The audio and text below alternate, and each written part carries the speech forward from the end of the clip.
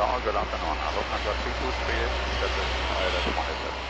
Hello, 323, Judy Hotel. Good afternoon. Continuous approach for runway 18 left.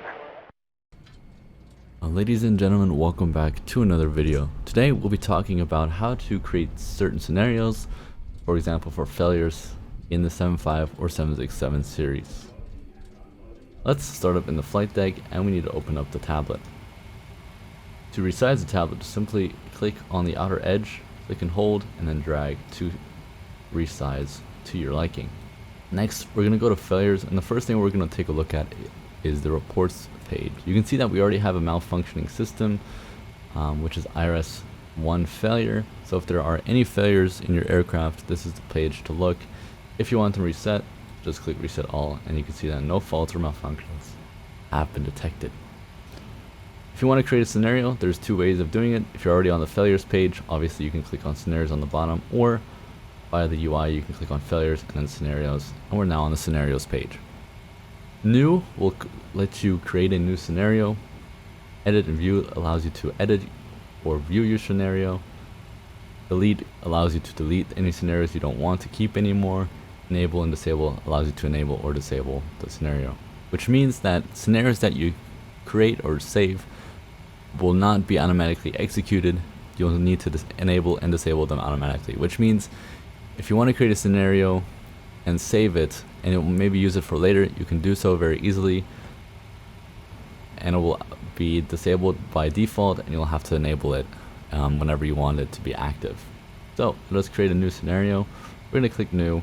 You can see that the first thing we can select is the timing. When do we want the scenario to occur?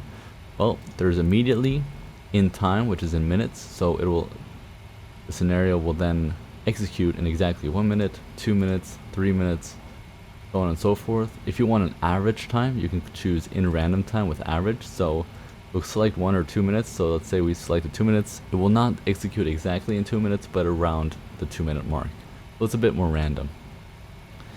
In time after an event, so if you want a scenario to occur maybe 1 minute after takeoff or landing or engine start, you can do so as well, or any other time of minutes. That's all up to you. At or above a certain altitude, at or below, at or above speed, below a speed, or in case of another failure. So you can trigger a failure because of another failure, which is also a possibility. We're gonna go and select immediately, and then we're gonna click OK. Next, we're gonna choose what failure we want to initiate. Well, if you want to have a certain failure enabled, you can simply pan down or even go into the search bar to look up the failure. So I'm going to select the left electrical bus, so bus left, and it will rename itself. Click OK, and you'll see that it will now save. To edit the scenario name, just simply click on the arrow and you can then edit your name. Click OK and click OK again, and you can see that your scenario has now been saved. To enable a scenario, just select enable and the scenario will be enabled. If you want to view your scenario or edit it, you can do so here. If you enable a scenario, you'll see that failure for me has now occurred. You can then click on edit and view, and you can now see the progress of that scenario. So for example, if your scenario had multiple variables, such as a certain amount of time or after a certain failure, you can see that the progress bar update over time. And this is what this yellow indication is. If you want to disable the scenario, just simply click disable, and then to reset your failures, again go to reports, reset all, and your failures should be reset. Well, what if we want to create the scenario and want to make it a little bit more complicated and more random? Well, there's a very easy way of doing it as well. We're going to select a new one once again, and we're going to do it, we're going to click immediately. And then we're going to click OK, and we're going to choose random, not a random failure, but a failure that we know. I'm going to choose a left electrical bus once again. I'm going to click OK. Well, this is as simple as it can get. So what it will do, scenario 1, it will trigger immediately and initiate the failure bus left, which is called left electrical bus. We can edit these failures by clicking on the arrows, and you can see that we can either edit it, so if we want it we don't want it to be immediately, we can edit this to something else, or we can add conditions such as an or condition, an and condition, or we can insert lines above or below. So for an or condition, we can obviously choose either immediately or at or above a certain altitude, so 2,000 feet. We're going to click OK. We could also choose an and condition.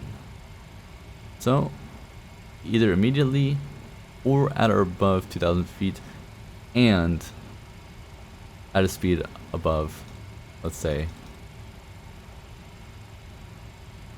200 knots. So scenario 1 will trigger either immediately or at or above 2,000 feet and 200 knots, speed above 200 knots. So you can create multiple scenarios like this, and it can go on and on and on. You can insert a line above, or you can insert a line below. We're going to remove this, so insert a line below,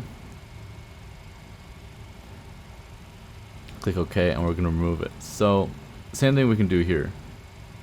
We can edit this, or we can add a failure before or a failure after. So if we want to add another failure, we can click another failure after that. So it will now create another failure, and it's the same thing as before. You can choose either immediately, in time, at random, and so on and so forth.